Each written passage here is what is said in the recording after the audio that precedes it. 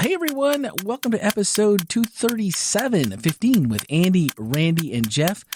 And I knew that time has been passing fast this year, even though 2020, COVID, the whole thing. I was just informed at the dinner table that there are only 10 days left to Christmas as of this recording. Isn't that crazy? That is crazy. Right? And that means that when you're listening to this, there are only 9 days.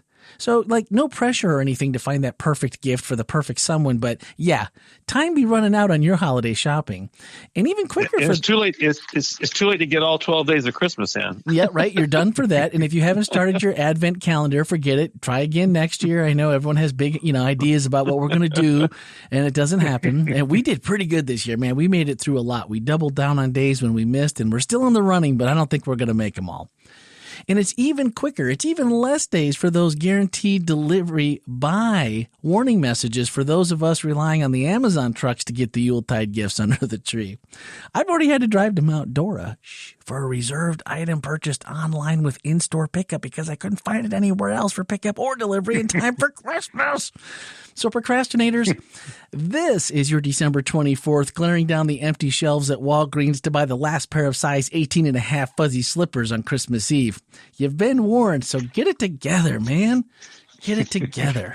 Because trust me, if you show up with size 18 and a half fuzzy slippers, it is going to be the unexpected gift. And it may not be very welcome. That's all I'm saying. But this week, I think the unexpected, even if we expected it, we didn't maybe expect it in the same way as Jeff presented it. And I was looking at the Facebook page earlier today and even this past weekend, and multiple people were like, Pastor Jeff, loved the message that you gave this week. And I thought, every time we do this, we've been singing in Christmas programs. We've been reciting Bible texts that tell this story. We've been watching movies. We've been doing this, and we've been, all these things, pageants, since we can remember, when we were all little kids. For those of us that grew up in the church, we can remember. And even still, with all of that, we still find something new each year. When we get to this part, we read the story, you can't help but read it. And Jeff, I like the way you laid out the case for the unexpected gift and when those arrived, like really unexpected, like in the form of a surprise. And of course, we do know that story, but we look at it from strictly this angle. It provides some new things to consider. And I like the way you said it. He said, I think the biggest surprise and maybe one of the biggest disappointments of his life was when Joseph heard the news about his young wife-to-be being pregnant, even before they had consummated the marriage. What a huge letdown. Yeah. To say that this was unexpected would have been a vast understatement. And though we look back at the story now with warm, celebratory feelings, there was nothing that came close to those emotions for Joseph.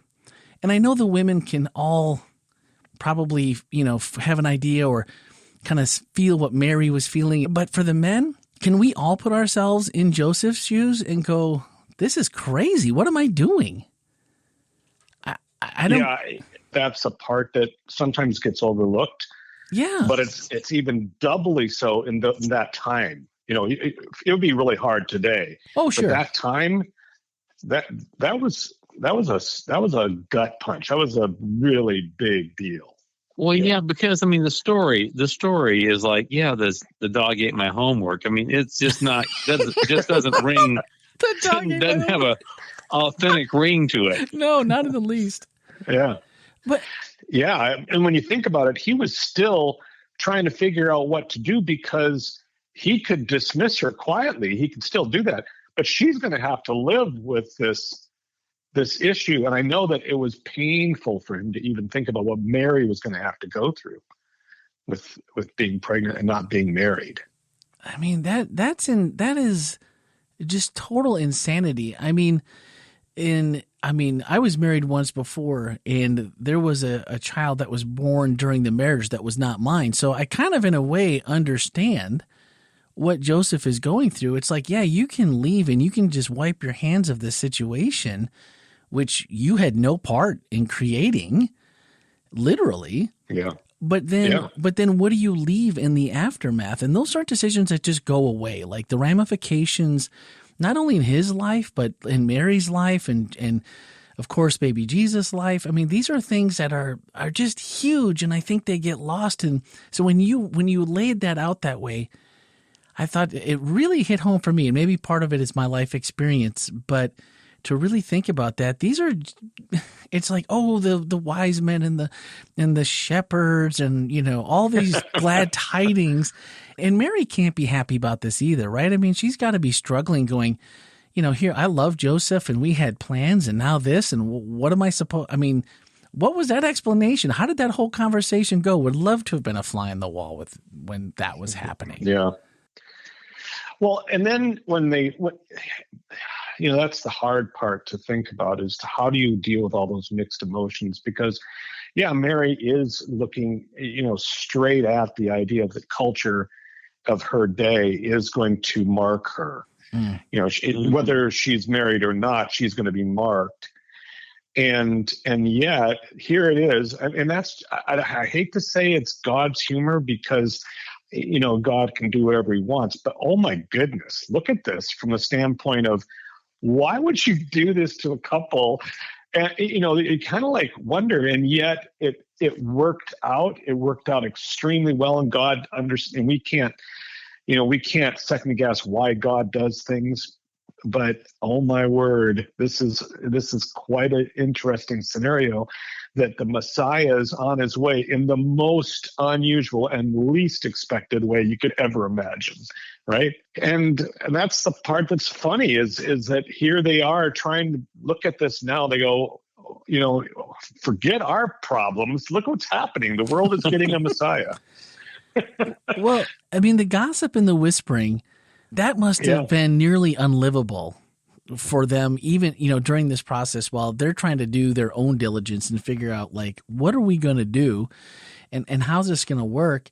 And the only thing I could think of, and this is, again, probably just, what we can put it to in our time, but like, can you imagine this on social media?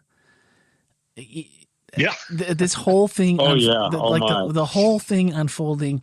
And, and then you think about, I hadn't considered until you just said it, that just like now, it doesn't matter if you get married. I mean, I have friends that got pregnant, while they were dating and before they end up getting married. And, some of them have gone the distance. Some of them just, a friend of mine, I think they just finished up 30 or 35. And they had gotten pregnant as teenagers, and they didn't get married for a couple of years, but they decided that really was what they wanted to do. It was their decision. It wasn't somebody else's. And they've been an amazing couple. They had, I think, 3 more kids. But there are people that, though, will still never let that drop. Like, they're not going to let you forget that this is how it all started for you. What does that tell us about Mary and Joseph, though? I mean, the way that they handled all of this in the lead up, in the process, the aftermath. I mean, there's got to be some lessons that we're taking away from this as Christians, as parents, maybe as couples, as married couples. I don't know, but there's got to be something here for them both to be this seemingly this unique to handle this in the way that they did. That's for sure. Yeah, I think Mary and Joseph both had to deal with a lot of implied shame. In other words, the culture around them would have probably, not only marked them, but also had subtle little, things that they've said or did around them that marked them with a great deal of, like I said, this imposed shame on them. But, to know the truth behind it must have been an absolute confidence builder in them as a couple, because the fact is they went ahead with this whole idea, and they did it almost. I mean, there's nothing in that early story that would imply that they were confused or still bewildered about what they were going to do after those 2 visits from the angels. Right. There's no question. That's true. As to what they're going to be and what they're going to do. So. Yeah, and I don't think we've ever had Gabriel show up. Yeah, I mean, exactly. That's got to be a pretty it nails you down onto like, okay, I guess this may be difficult, but we've got sort of some divine backing here. Yeah. What do you do with that, though? I mean, the more you think about it, we had Heather did one of the kids' Sabbath school last week, and my daughter Ellie did one coming about the shepherds, and in both stories we hear about the angels and the bright lights, and that's the part that seems to stick is like, well, yeah, they're glorious and they're heavenly beings and all this, but I mean, can you imagine the multiple times that they're visited when it comes to Mary and Joseph? And how special that has to be, and that has to just change the way you think about everything that is pertaining to this whole mess. I'm like, maybe that was the relief. Like, oh, I get it. Okay.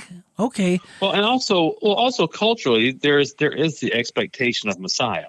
I mean, this is not. Yeah, it's not totally out of left field. But is it? I mean, in this way, I mean, even if you saw the angel, are you thinking that you're hallucinating? That was a bad brisket I had for dinner. And, there is no way that my life, the way I have lived it and what's happened to me over the last 9 months, there's no way that this could possibly be the Messiah, even when they tell me. How could that be part of this? And that's the part I struggled with as I was rereading the story and then listening to Jeff's message and then rereading the story and going, you'd have to just think to yourself, am I going stark raving mad? What is this real? What is this? But I think that's the piece that kind of resonated with me as I was reading it. I think both of them wanted. I think Mary was of her family. I'm sure that there was things said as she was growing. They wanted to believe this. They were searching. Joseph especially, he was searching. He loved Mary. He wanted this relationship to work.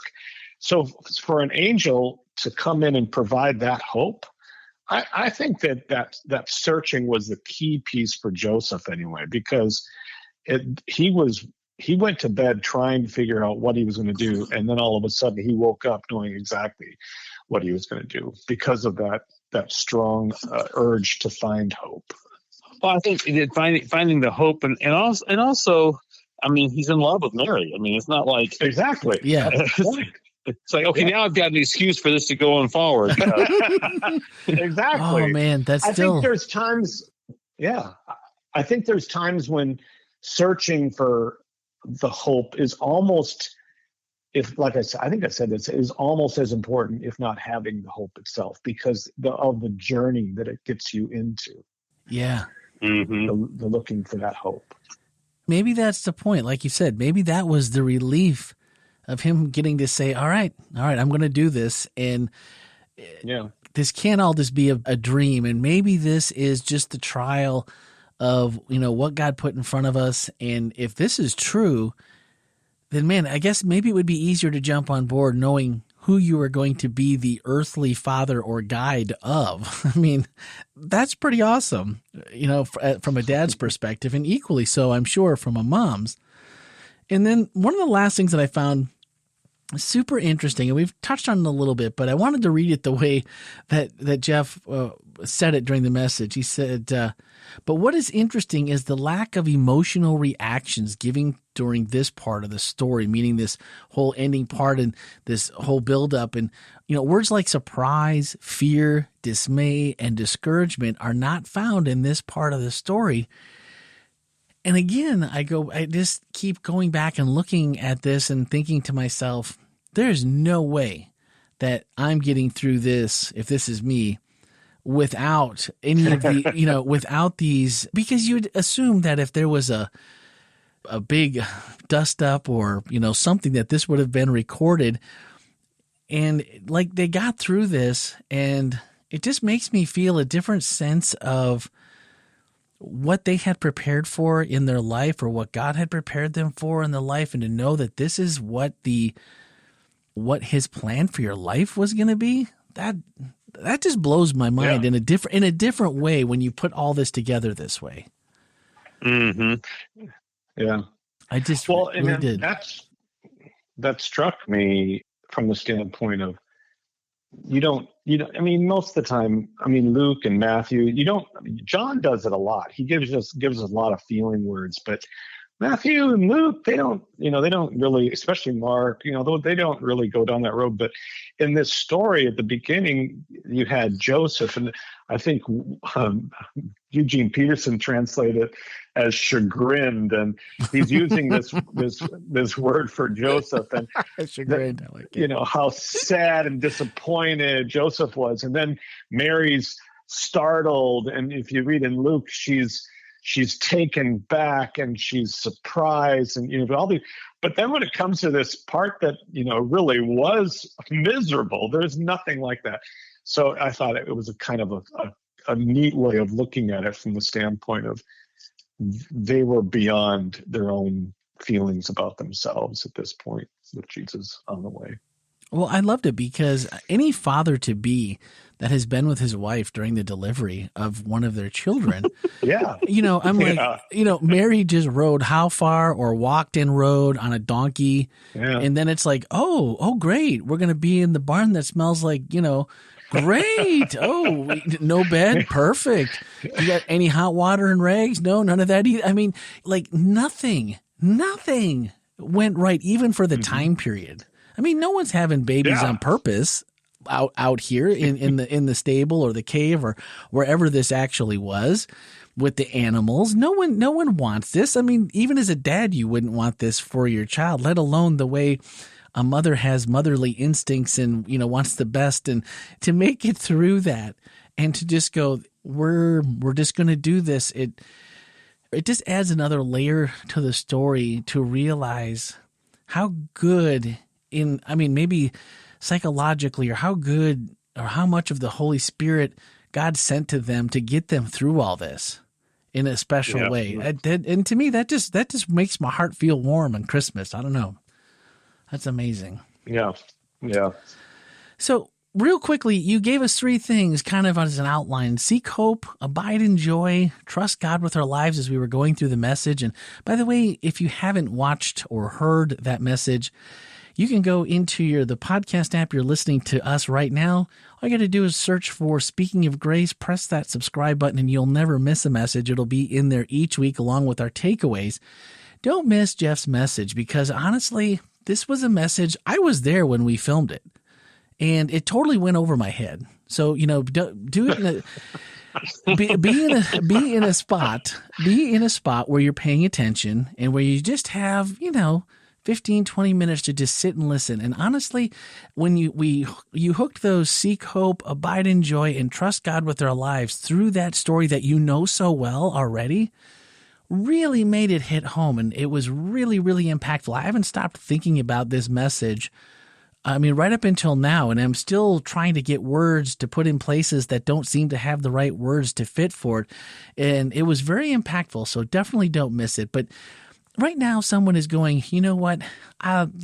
Christmas is great. Jesus was born, yada, yada. I know all this.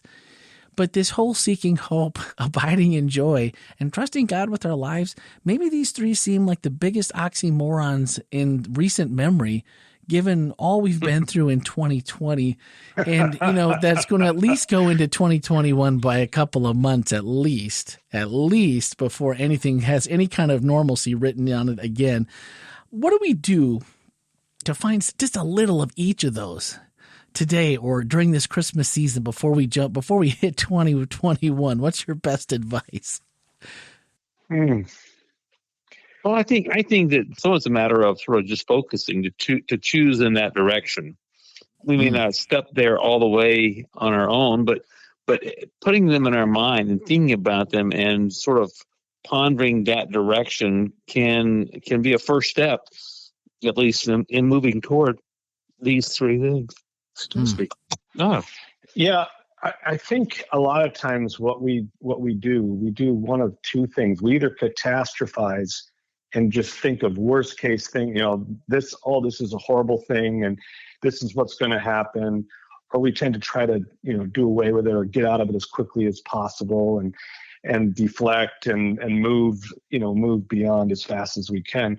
And I almost feel like this story has given me a renewed kind of fervor for leaning into those things that we don't always seem, at least at first, they don't seem to be good things, but sometimes good things can come of them. So yeah, or at least things we wouldn't choose necessarily. Right. Yeah. You know, yeah. I mean, yeah. It's like, okay, I'm sitting here facing something that I wouldn't choose, but maybe I can lean into it and find out where is the joy in it. You know, how can I trust God in this moment? Yeah. And yeah, I like that. Well, in looking back to last week, Doug Spinella, who I know listens to every episode, sometimes he gets a little behind and he has to catch up, but he sent us a text last week and he said, I just listened to the podcast from Thanksgiving, you know, so he's a little behind. And it might be too late. He said it might be too late now, but there's been a lot of great things in our life due to COVID. And so I haven't heard back. I asked him for a couple of, give me the top 3 or 5 things that have happened because of COVID, because I think that's the attitude that we're looking for, is that there has been some good things. We just have to be looking for it. But if you're looking for the doom and gloom, Andy, like you mentioned, we're not going to find it. But I mean, Doug and Beth, they've gone through a hard time during this COVID thing. I mean, Beth's mom died, and those are some challenges. But at the same time, during this COVID time, they've had their adult kids at home, and so there's been opportunities for engagement that might not have come had there not been this seclusion kind of thing going on. Sure. I think family times together and the numbers of meals that families have eaten around their own table again. Some people have actually learned to cook again. Yep. And so there's, I think, again, it's what are we going to look for? Yep. And what are we going to lean into even in moments of crisis and challenge? Well, and I've always appreciated Doug's input when he texts, or he usually sends us a text message. Well, I think he sent us an email before as well, but he's always on the positive side of things, and I've always appreciated that about Doug. So Doug, when you hear this, I do want to hear, though, you haven't responded to my text yet, and I'm not trying to call you out here, even though I just did. I would love to hear what some of those things were that came into your life because of COVID. And just thinking myself, we have had a lot more family time, and it's also caused me to reevaluate, and us as a family reevaluate how we're spending our time and what's important. And, sometimes you just go, I'm going to be late on a deadline. I'm going to miss something somewhere else because right now this is what it's caused us to slow down and reevaluate. And I thank God for that, because it's something that I need. It's not in my personality to do it. And so it needs to be forced. It's always, I've got so many ideas. I have ideas for 25 podcasts I could give you right now, and I'd love to do every single one of them in some way, shape, or form, whether it's creating, hosting, post-producing. Absolutely serious. There's always something in my mind, and if something doesn't stop me, not that I don't love my family or didn't love my family before COVID, it's always that next thing that you're trying to push through to be successful or earn more money to take care of your family. There's a million things we can put in that. And so just us internalizing and looking at each other, and, we've always done the cooking or my wife has done the cooking. Nobody wants daddy's cooking, but eating around the table. But then in those off times, other than that, finding other times to go do things. We went and cut our Christmas tree, first time in 10 years. We went out to the farm and made a whole afternoon of it, cut our tree, put it in the stand, and what a great day. So just those little things that are great. And so I'd love to hear from anyone what their COVID, what's the best things that have come out of COVID. And I'll add one to that, because this week, one of our whole life takeaways asked, what experience in your life seemed to be a really bad event at the time, but over the years, as you were able to look back at it, turned out to be quite different, or maybe even a blessing.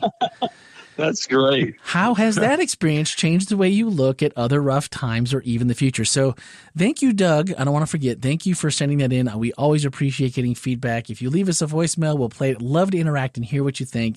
So thank you, Doug. And this one just put in, it was so good to follow that up with our takeaway, because, and I mentioned it earlier, it was the worst experience of my life was my first marriage that ended in a really nasty, crazy, drawn out, very Jerry Springer-ish type of, in every detail, divorce. And for years, you don't realize, I didn't realize, over 20 years, this has been over 20 years ago, that how many things, from everything from just trying to be a good husband and a good dad, and how much correction needed to happen in my life because of the scars and the different things that had happened during that process. As short-lived as it was, the marriage and the divorce, it took, and it's still things pop up years later. But what it really caused me to do, not so much the big things, but it's the little things, all the little things that God has finally, I've somehow got it through my thick skull. I think he put it on a 2x4 and just smacked it upside my head.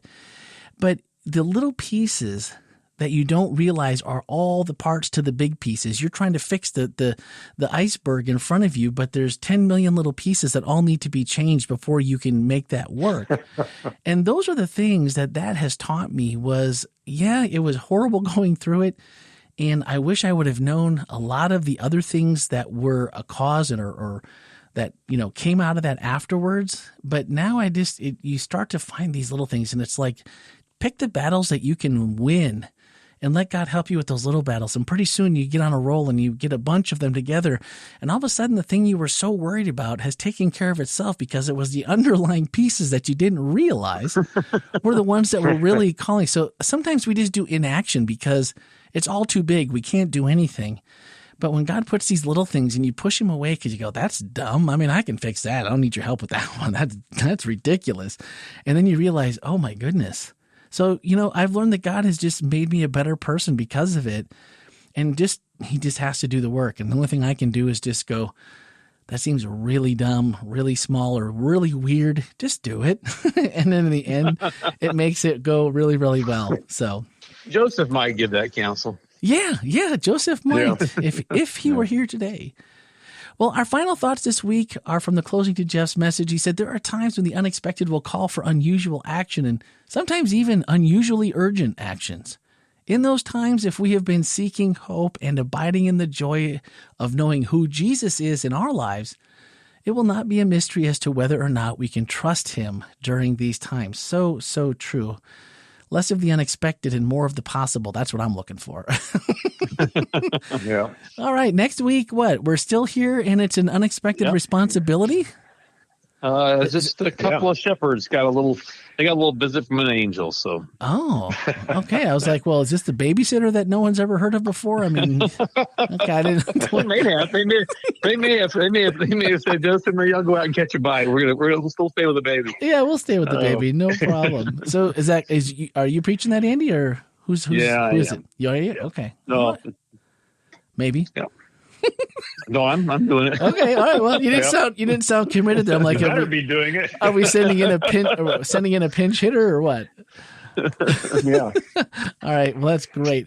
Well, again, send us your thoughts and your comments. This was really a great message. Again, please don't miss it. Catch it in audio, video, whichever you have to do.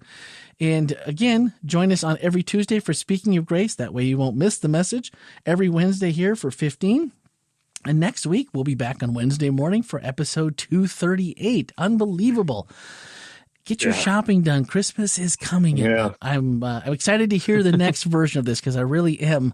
For the first time in probably 15 or 18 years, I haven't been a Grinch this Christmas. So we're hoping to ride this baby all the way to Christmas Eve. All right. We'll see if it lasts. I'm not sure. I'm in the middle of a bathroom renovation that just got a whole lot worse last night. So we'll see. Anyway, guys, thanks for listening. Have a great week.